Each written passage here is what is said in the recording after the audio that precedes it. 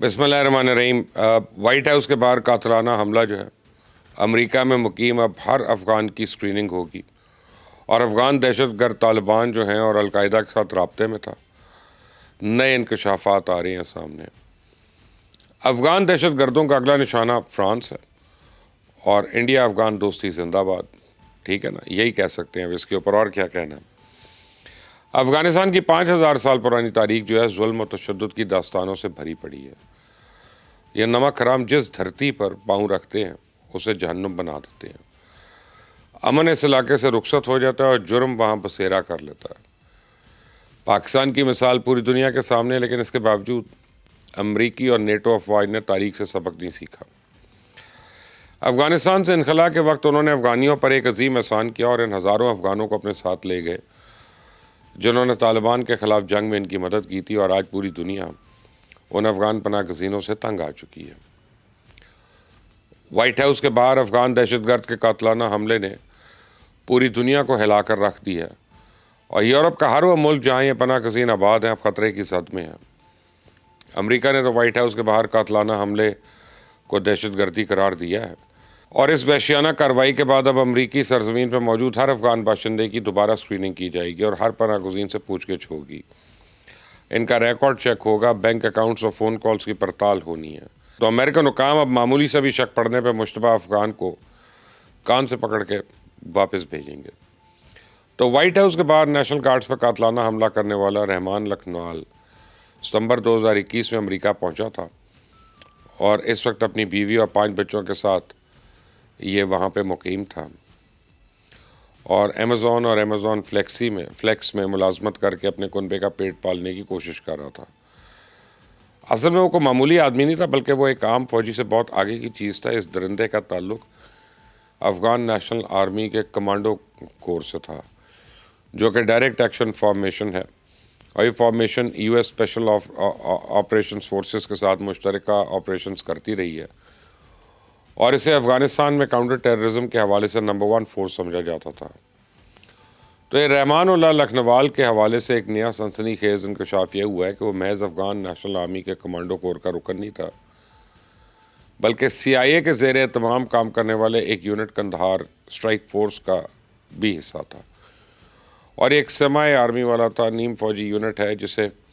Intelligence حلقوں میں NDS 03 کے نام سے جانا جاتا ہے، اور آپ اپنی اسکرین پہ اس کا سروس کارڈ دیکھ سکتے ہیں۔ یہ یونٹ فوجی قواعد و ضوابط سے باہر رہتے ہوئے کام کرتا ہے اور انتہائی حساس جاسوسی کے مشن سر انجام دیتا ہے۔ لکھنوال سے تفتیش کے دوران یہ بات بھی ثابت ہو گئی ہے کہ کچھ عرصے سے طالبان کے ساتھ رابطے میں تھا، اور امریکی تفتیش کاروں کو سب سے زیادہ یہ بات پریشان کر رہی ہے کہ کہیں وہ القاعدہ کے لیے تو کام نہیں کر رہا تھا۔ امریکی حکام اب اس نقطے پہ تفتیش کر رہے ہیں کہ اس حملے کے لیے کہیں طالبان نے تو القاعدہ کی سہولت کاری نہیں کی ہے۔ پوری دنیا جانتی ہے کہ اس وقت اس قرۂ عرض پہ طالبان ہی القاعدہ کے واحد سہولت کار ہیں، اور پچھلے دنوں انٹیلیجنس حکام نے طالبان اور القاعدہ کے 2 سینئر ترین رہنماؤں کی ایک ٹیلی فونک کال بھی ٹریس کی تھی، جس میں وہ اشارے کنائی سے بیرون ملک کسی بڑے حملے کی منصوبہ بندی کے بارے میں بات کرتے ہوئے سنے جا سکتے ہیں۔ میں آپ کو اس آڈیو ٹیپ کا ایک کلپ سنواتا ہوں، سنیں۔ السلام علیکم زړکه سرنګېخي ټیک ټاک طبیعت ښه ده. وعلیکم سلام، خیر خیریت دی. زړکه یې هغه امریکې ولکور وشولو، هغه وشو خو ډېر زیات نقصان نه دی شوی. او د امریکا ډېره ژغېدله چې ایمو تاسو نه بګرام ایربیس خلو، ایمو وسلې تاسو سره دا هم نه تاسو نه خلو.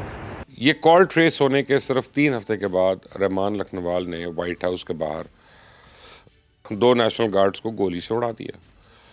اور اس حملے کے بعد پاکستان کا یہ موقف درست ثابت ہوا کہ طالبان رجیم القاعدہ اور داعش کی سہولت کار ہے، اور افغانستان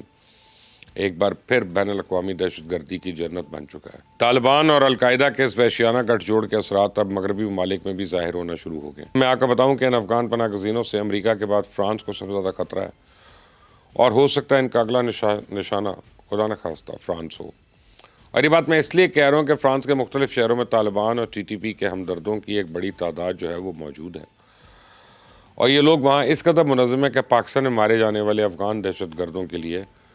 مسجدوں میں باقاعدہ تعزیتی اجتماع منعقد کرتے ہیں، اور پچھلے دنوں ایک ایسے ہی تعزیتی اجتماع کو فرینچ میڈیا نے رپورٹ بھی کیا اور اس بات کا خدشے کا اظہار کیا تھا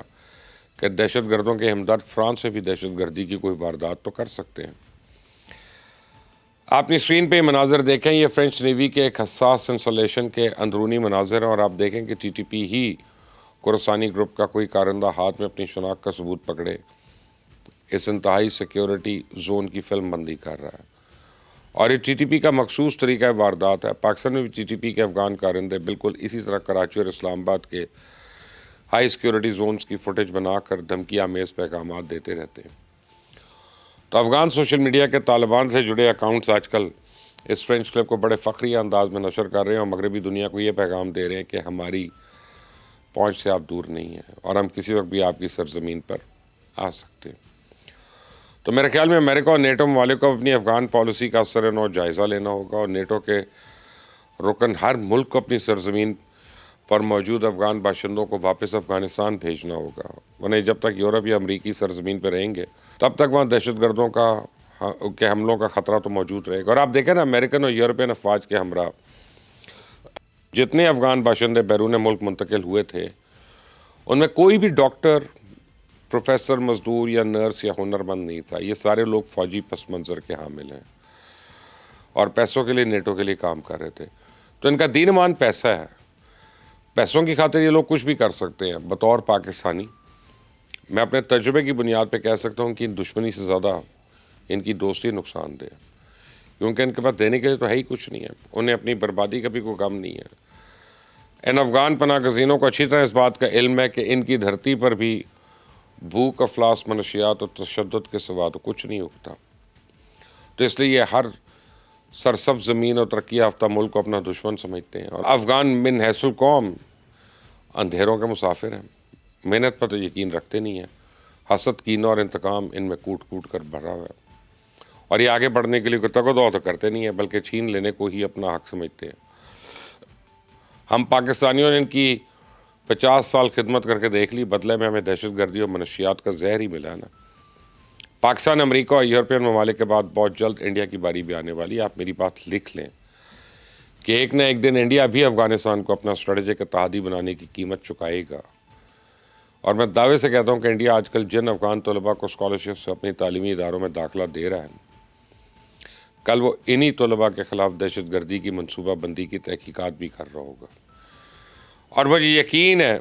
کہ جس دن کابل سے مال سے لدے کنٹینر ممبئی ایئرپورٹ پہ اترنا شروع کریں گے تو ان کنٹینر سے منشیات اور اسلحہ بھی آئے گا، اور افغان باشندے جتھوں کی شکل میں جب دلی، لکھنؤ اور ممبئی کے بازاروں میں دندرائیں گے، سرے عام گاؤ ماتا کو ذبح کریں گے اور بات بات پہ مرنے مارنے پہ اتر آئیں گے، اس دن انڈیا کو میری بات سمجھ آئے گی کہ افغان باشندے آستین کا سانپ ہیں۔ آپ ان کو جتنا مرضی دودھ پلائیں، لیکن ان کو جب موقع ملے گا یہ ڈسنے سے باز نہیں آئیں گے۔ تب تک کے لیے